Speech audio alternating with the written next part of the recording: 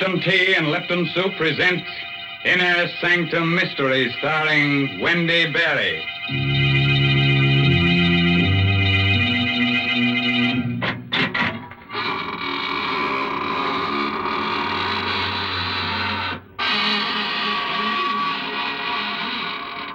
Good evening, friends of the Inner Sanctum.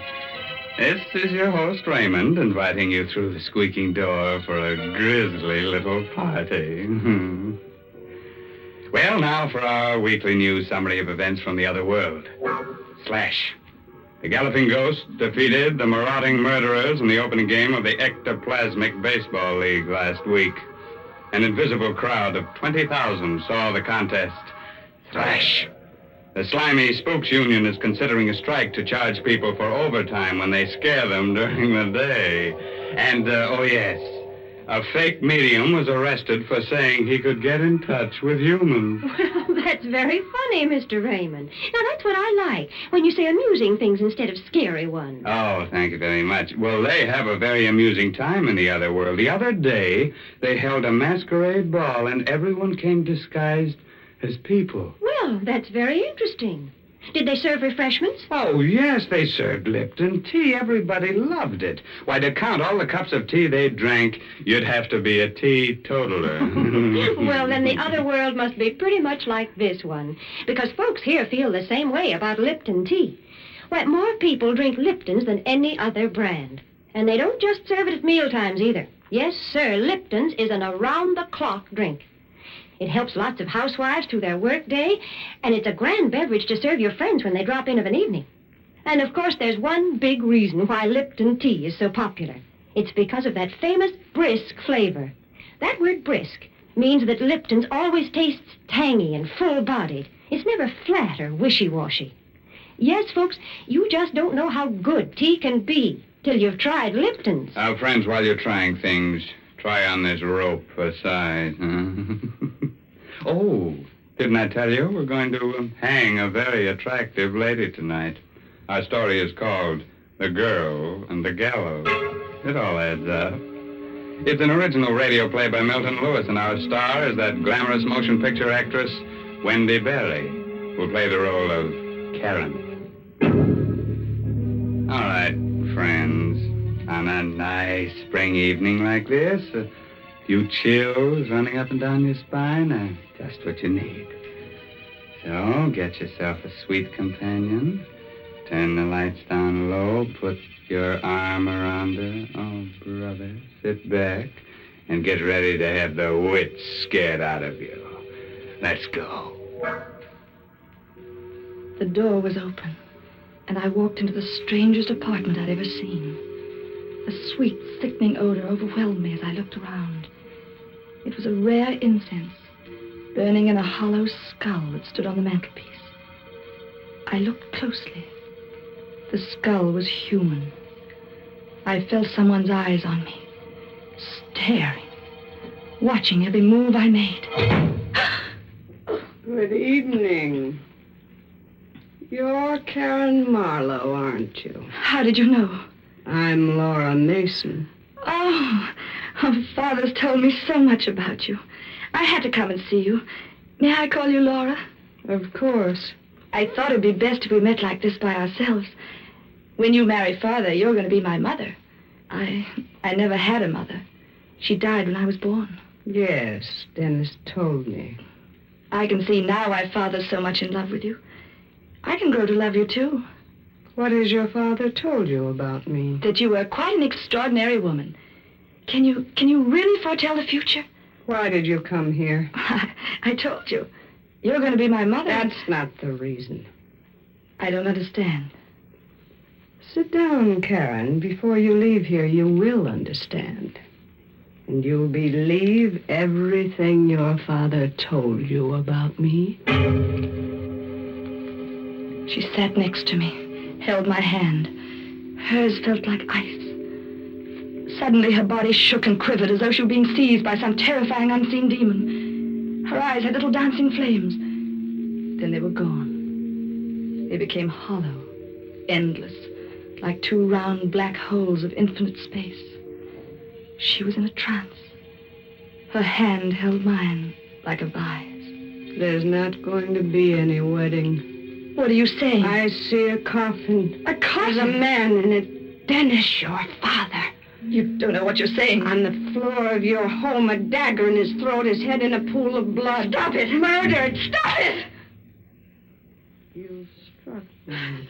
I had to wake you out of that horrible trance. How can you say such awful things? They're true. They can't be. But they are.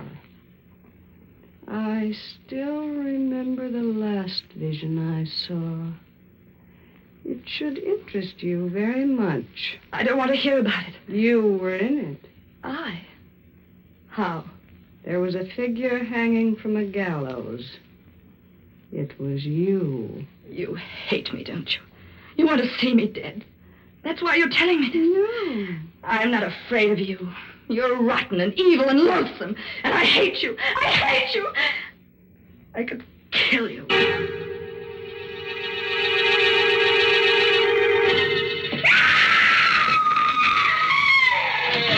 What's wrong, sister? Father. You Karen Marlowe? Just as she said. The dagger in his throat. Murdered. Oh, Father. Don't look at him again. But he's been murdered. Yeah, I know it. Here, drink this. But Shut up and drink it. thanks. Who are you? Rulock. Homicide. The police? Yeah. We got a tip. But how? Someone called in. This is awful. Yeah. Yeah, it's tough on a kid like you. Feel well enough to talk? Yes, Okay. When'd you see him last? tonight at 7 here Then where'd you go? to see a woman named Laura Mason. Laura Mason. Was she home? No, she arrived a minute after I got there. She predicted this. What? She said this would happen when I saw her. Oh, yeah? Did you know what was in your father's will? No, he never told me. He left all his dough to you and Laura Mason. If either one of you dies, the other gets it. How'd you find out? We get around. At 7:30, a neighbor heard him scream. 7:15, a dark-haired woman in a red coat was brought up here by the elevator boy. She was very attractive. Do you know anyone like that? Yes, Laura Mason. You sure? Yes. Mm-hmm. Who made that head of your father? I was a sculptor in Paris many years ago. Why? Because your father mentioned it in his will. How? Well, he said that under no circumstances must it go to you. It was to go to Laura Mason or be destroyed. Well, what made him do a thing like that? I don't know. Father was a strange and brilliant man. She killed him. I know she did. Who? Laura Mason. You know she did it, too. Now, take it easy. Feel well enough to go out? Yes. Okay. Take me to Laura Mason.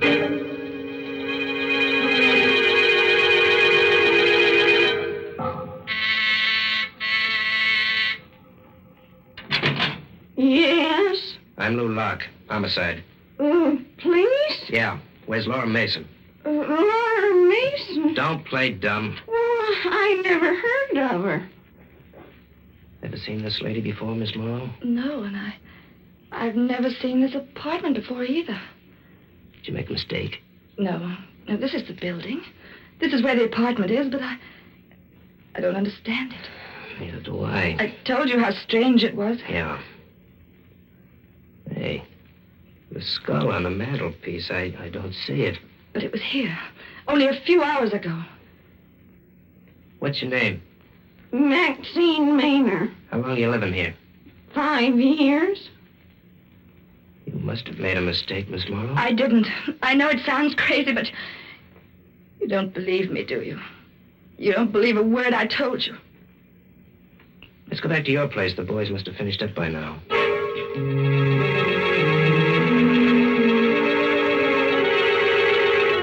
You'll be okay here tonight, Miss Morrow. Are you leaving? Yeah, I gotta get back to headquarters. You still don't believe me. Look, you're a young kid, a nice kid. You never saw a man who was murdered before. It can bowl you over. You think I imagined it all. Well, it's happened before. But you'll be all right now. Good night. Don't go. Please don't go. Well, I've got to. I'm frightened. I don't want to be here alone. There's a cop in the corridor. If you want him, call. I don't want to be in this apartment by myself. I've hardly ever been without my father. Don't go. Please. Easy, kid. I'll come back if I can. Was I losing my mind? Did I imagine a strange interview with Laura Mason? I was alone in the apartment where my father was murdered. I was too frightened to think. Suddenly, the door buzzer sounded. I rushed to open it. No one was there. I sat down. Was this something I imagined, too? The phone rang. I picked up the receiver. Hello? Hello? Hello? No one answered. Was it all imagination? Had something happened to me? I went to the window, opened it. I heard the traffic far down in the street. Jump? Why not? Father was dead. My life was a nightmare. I couldn't go on like this. Yes, jump. It'll be all over. The torture, the fear, the madness, all gone. I leaned over the ledge. One move would be all over. I would jump. Come back here. Let me go. Let me go. No, you don't. You don't understand. Never mind what I don't understand. Here, just lucky I came back. It'd been better if you hadn't. Something's happened to me. I see things that never existed. I hear bells, the phone, the door buzzer. And all the time I feel that woman's eyes on me, watching me. Cut it out.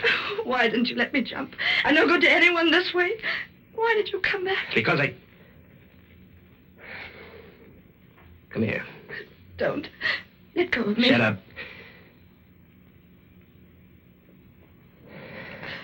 You kissed me. Yeah. That's why I came back. You... Let's not talk about it now. Oh, but why? Because you're beautiful. I wanted to do that ever since I saw you. You still want to jump now? No. No.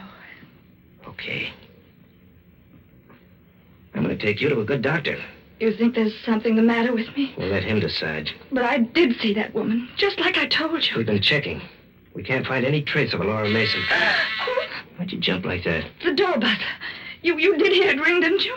That was the door buzzer. Sure, I heard it. Oh, thank heaven someone else heard it. I'll open the door. What's the matter, Karen? Oh, it's her. Standing in the doorway. It's Laura Mason. Good evening, Karen.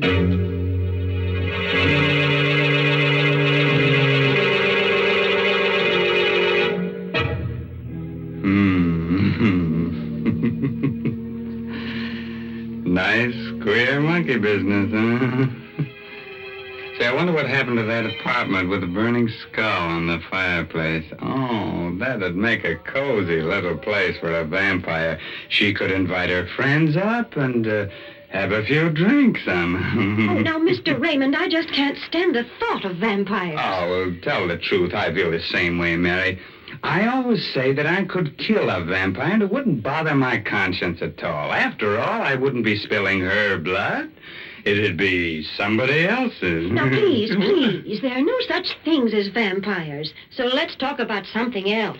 Something sensible. Heaven forbid. Well, then you just be quiet, because I'm going to give some sensible advice. I'm going to remind all the folks who drink Lipton tea that it's wise to buy the larger, more economical size packages. Oh, yes, it's thriftier, but that isn't the only reason. I mean, Lipton tea is the perfect drink for so many occasions that unless you keep a good supply on hand, you may be caught short just when you need it, such as when friends pay a surprise visit to your house. So, when you buy Lipton tea, the tea with the brisk flavor, be sure to get it in the larger size packages. Oh, sure, and there's still a large package of murder ahead tonight, so let's get back to our star, Wendy Berry. Let's see, where were we? Oh, of course, Karen was trying to make up her mind if she was going bats when suddenly the door opened and in walked Laura Mason. I'm Detective Lou Locke, homicide. Better sit down, Miss Mason. Thank you. Karen, will you please fix me a drink? Yes, but you've got to tell him what happened this evening. He doesn't believe me. Fix her the drink, Karen. I'll do the talking. All right. I suppose you've been wondering about me, Mr. Locke? Yeah. Did you know about his will? I did. I suppose you've gathered quite a bit of evidence against me. We've got enough. Did you kill him? Do you have my drink, Karen? Yes, here. Thank you. No, I didn't kill him, Mr. Locke. We'll let the jury decide that. Would you care to know who did murder him? I have a certain curiosity.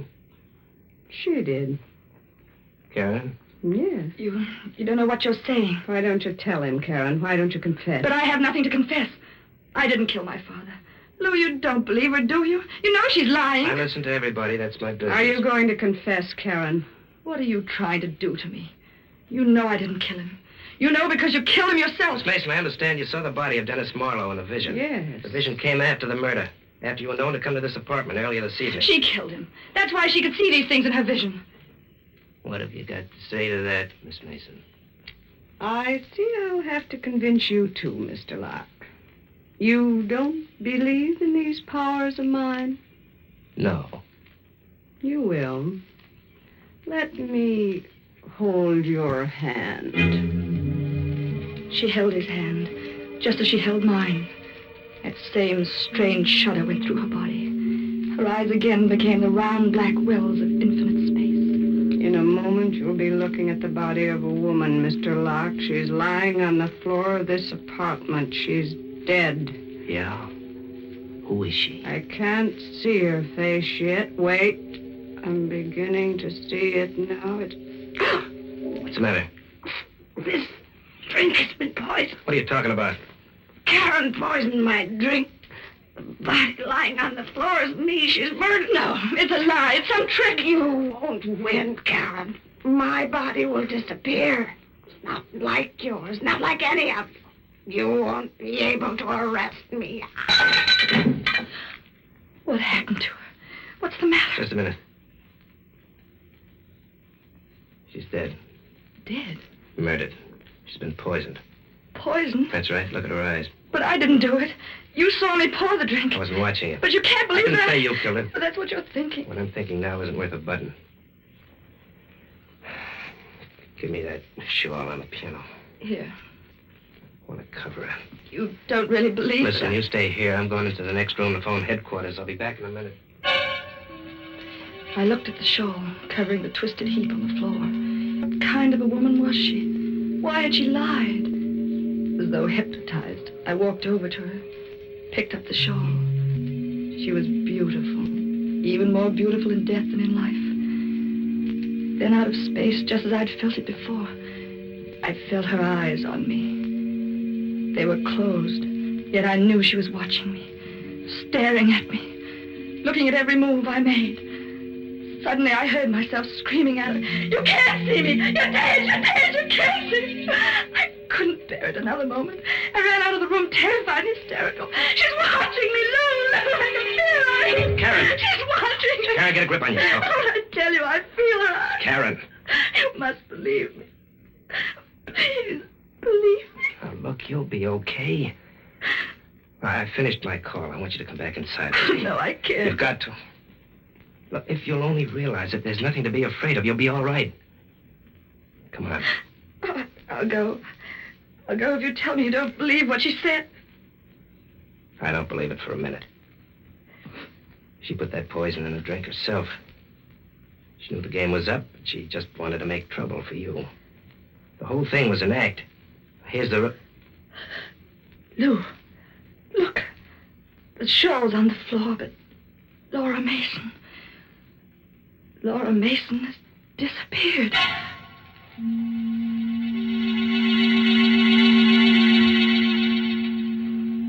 I was alone. Lou had gone back to headquarters. When he left, I could see she had him under a spell. He, too, was puzzled and confused. Just as before, the door buzzer rang. No one was there. The telephone rang. I picked it up. Hello? No one. I was being beaten. I knew it. You can fight evil when it's human. But what can you do when it's not human? She wanted me to die on the gallows. Somehow I knew I would. She was too powerful for me. How could I stop her? How? Good evening, Karen. I looked up, saw her. Another hallucination. I said good evening, Karen. What do you want? I want you to confess to the murder of your father. That's what you wanted all along, isn't it? That's how you want me to go to the gallows, isn't it? Yes. Call the police, Karen. Tell them how you murdered him. No. Why suffer any longer? You know you'll do it in the end. No. I have patience. I'll wait. Just let me take something out of my purse. A knife? Yes, Karen. Dennis died by being stabbed in the throat. Perhaps you'd like to know how that feels. You wouldn't dare. I'd dare anything, Karen. Don't you come near me. You know you've got to die, Karen. Go away! Go away! No, Karen. I have a weapon, too. In this drawer. Oh, a gun. Do you think that'll have any effect on me? You tried to poison me once. It didn't work. I'm warning you. Go away. Get out of here. Don't be a fool, Karen. No, I'll shoot. Put that gun down. No, I'm going to kill you. You see, Karen? It had no effect. No effect. Blood. You're bleeding. You are human. You won't disappear again. Not this time. And I won't see you again. Ever. Ever. Karen. I killed her. She wanted to murder me. Look, she still has a knife in her hand. I killed her. She confessed that she murdered my father. She wanted to murder me, too, so she could have all the money. Is that right? Yes. Had a chance to do some checking up, Karen. We trailed that woman we found in the apartment you took me to. Oh, then I wasn't wrong about the apartment. No. We questioned the old lady, and she confessed. The apartment was a trick one she used to hold seances in. It could be changed, like a stage set. They rigged up wires in this apartment so they could make the buzzer in the phone ring and make you think you were going out of your mind. They wanted me to confess to murdering my father. That's right. It's all over now, Lou. No, it isn't. She, wanted you to confess because she knew we'd stacked up a lot of evidence against her. But I asked why she should pick on you. The answer was obvious. Because you killed him. What? You heard me. You killed him. You waited till she saw your father and left. Then you murdered him, slipped out of the house by the servants' entrance. She came back and saw what you had done. You don't believe that. You can't. It's true. But why should I do it? Well, the money you'd inherit is a good enough motive. Then there may have been a Oh, it's nonsense. I've always had all the money I needed. But would you get it after your father married Laura Mason? You know, that piece of sculpture interests me. Why should he say you wanted to get this? Don't you touch it. Why not? You'll break it. No, I won't. You broke it. You deliberately broke it. Oh, he's dead now, and that's all I have to remind me of what he looked like. I could kill you for this. I could kill you. Like you killed him because he wanted to marry Laura Mason? Yes. That's enough, Karen. That's all I wanted to hear. Oh, Lou, listen to me. I must have been out of my mind when I did it. Father was all I had. I couldn't lose him. But now that he's dead, I don't feel that way anymore. Is that right, baby? It happened when you kissed me. Did it? You can forget what I told you. Everyone will believe she killed him. I have money, lots of money. I can make you very happy. Oh, it's gonna break my heart, baby, but you're gonna die. You've told me enough to send you to the gallows. Come on, Karen.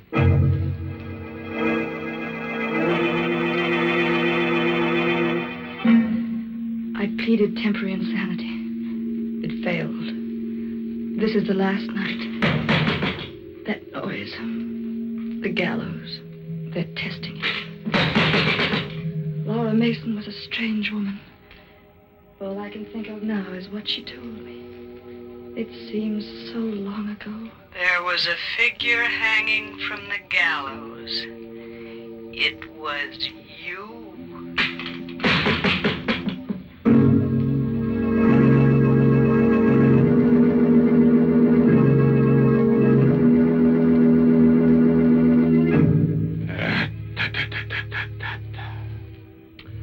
Yes, sir, that kills 2 of the prettiest girls we've ever had in the Inner Sanctum. Karen should have pleaded guilty to having killed her father and asked for clemency on the grounds that she was an orphan. What a terrible crime that was. Yes, man. She seemed like such a polite young girl, the kind of girl who goes to finishing school and learns how to pour tea. Now, see here, Mr. Raymond, you don't have to go to school to learn how to pour tea. No? And as far as enjoying tea is concerned, you only have to know one word. Yeah? Lipton. Yes, Lipton tea has a special, full-bodied taste. It always tastes fresh and tangy and bracing, never flat or insipid. Tea experts sum it all up by saying that Lipton tea has a brisk flavor. So, folks, try Lipton's and see what a big difference that brisk flavor makes.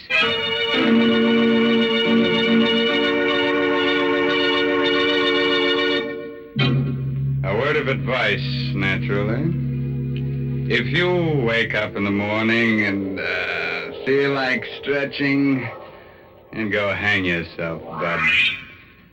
By the way, this month's Inner Sanctum mystery novel is The Lucky Stiff by Craig Rice. Oh, yes, and next week's Inner Sanctum mystery story directed by Hyman Brown and brought to you by Lipton Tea and Lipton Soup. Next week's story will be about a pair of young lovers who don't think 2 can live as cheaply as 1. So they murder a rich old man. Oh, isn't that ducky? I wouldn't be surprised if she sits on his lap in the electric chair. Oh, well, now it's really time to close that there squeaking door until next Tuesday. So until then, good night. Pleasant dreams. Fortunate.